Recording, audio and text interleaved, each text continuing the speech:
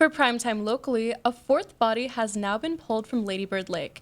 However, the most recent body was found near Longhorn Dam rather than Rainy Street. The person has not been identified yet, and police aren't positive about how long the body has been in the lake. Additionally, medical examiners have yet to release the cause of death. Police patrols around Rainy Street began last weekend, and park rangers were stationed along the Ann and Butler hike and bike trail to ensure the safety of Austinites. These incidents have raised the eyebrows of many Austinites, but Austin Police Department has stated that as of right now, nothing criminal has played into these cases. Boeing this week declined to give its CEO, Dave Calhoun, a $7 million bonus this week after the company failed to enter the 777X into service by the end of 2023. The 777X is the company's newest twin-engine plane, and its rollout was one of the goals that Calhoun received by Boeing after becoming the CEO.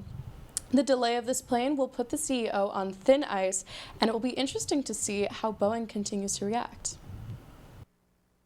For Primetime Nation, this past Friday, the suspect in the leak of classified Pentagon documents, Jack Teixeira, was found in North Dighton, Massachusetts. Teixeira appeared in court Friday following his arrest and has been charged under the Espionage Act due to unauthorized removal of classified information and defense materials.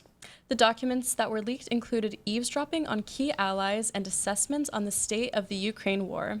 Teixeira has not entered a formal plea yet. The political world seems to be more active than ever, as the Republican Party has already seen two candidates issue statements declaring their interest in the presidential race of 2024. Donald Trump issued a speech in November declaring his campaign after an unsuccessful re-election run in 2020. However, this week, Nikki Haley announced her 2024 bid.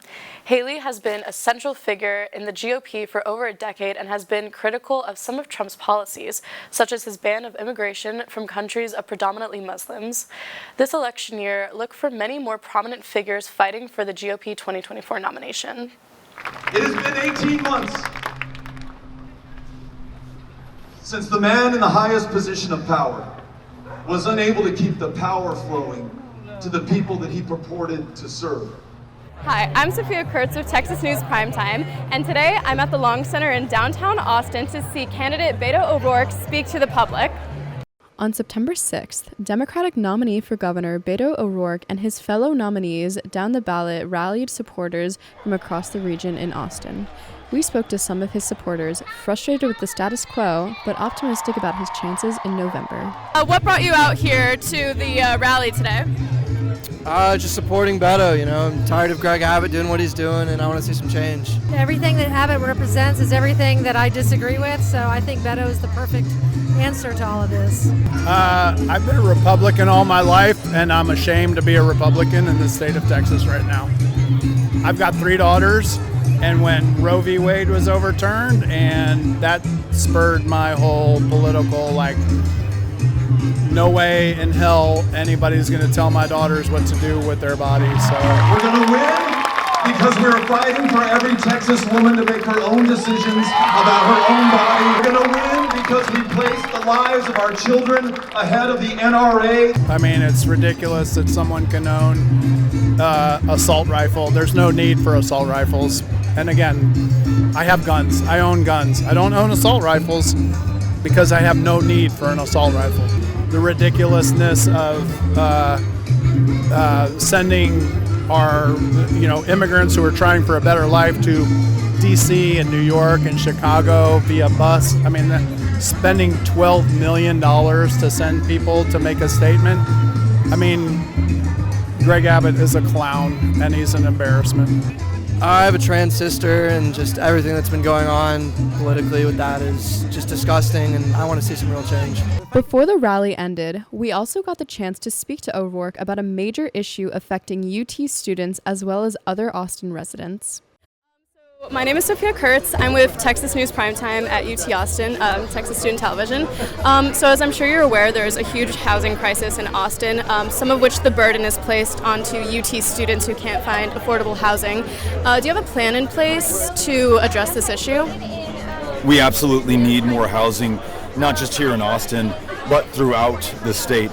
We need more affordable housing, and we need to bring down property taxes that are pricing so many Texans out of the homes that they're already in especially all too often in historical neighborhoods, black and brown Texans who for generations have built the success, the culture, and the character of these neighborhoods. As governor, I want to use every tool at my disposal, including tax credit financing, to ensure that we have the capital to build more affordable housing. I want to work with the City Council and the Mayor right here in Austin, Texas, on innovations and solutions that they come up with.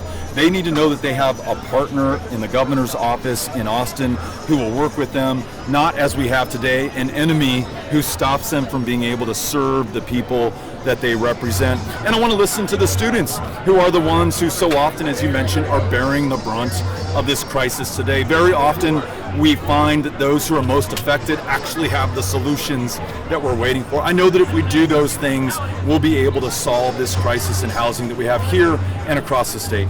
Sophia Kurz. I'm Mariela Villela, Texas News Primetime.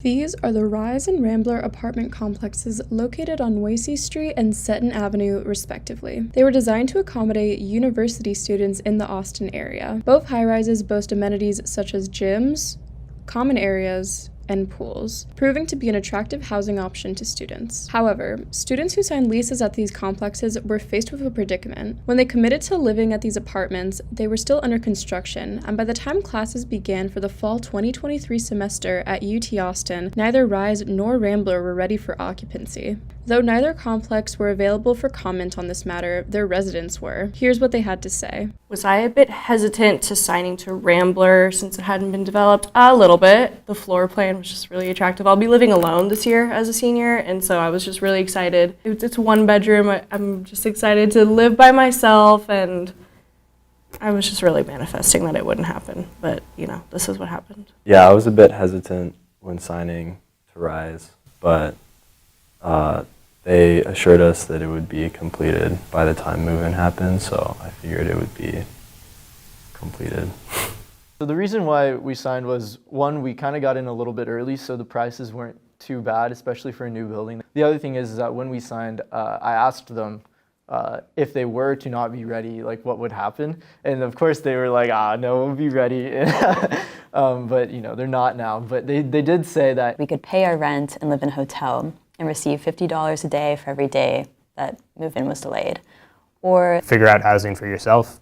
You get a $200 gift card every day, and you don't have to pay rent. I was frustrated, of course, like everybody was. I'm in my sorority, so like I was doing like work week and recruitment, and I was like staying at a friend's apartment, so I was like excited to have my own bed. Once I kind of figured everything out, waters kind of settled. I was kind of just not frustrated, kind of over it. It felt like super shady. You're sending this out in the middle of the night. Like people are already on planes to get here. It's hard, especially for people out of state or even just like myself. It was late at night, and when I got the email, it's like, oh my God, like where am I going to live? I had been to Austin like that week, and I had like looked at the building, and it didn't look, you know, like complete. Like it didn't seem like they would be able to hit that deadline. Like all the construction is finished, like all the furniture's in, like everything's done. It was basically just like they had failed like one of their inspections. What I heard, it was like one of their fire inspections. I love UT. I know that UT technically doesn't have like direct affiliation with these off-campus apartments, but like maybe UT could like sway the city to inspect a little bit quicker. Obviously it's entirely Rambler's fault, but like a small portion of it, it's like, well, the city's just delaying inspections. Like you have an entire group of students that are homeless. Come on, you can walk in and see if the fire alarms work. For TSTV News, I'm Sophia Kurz.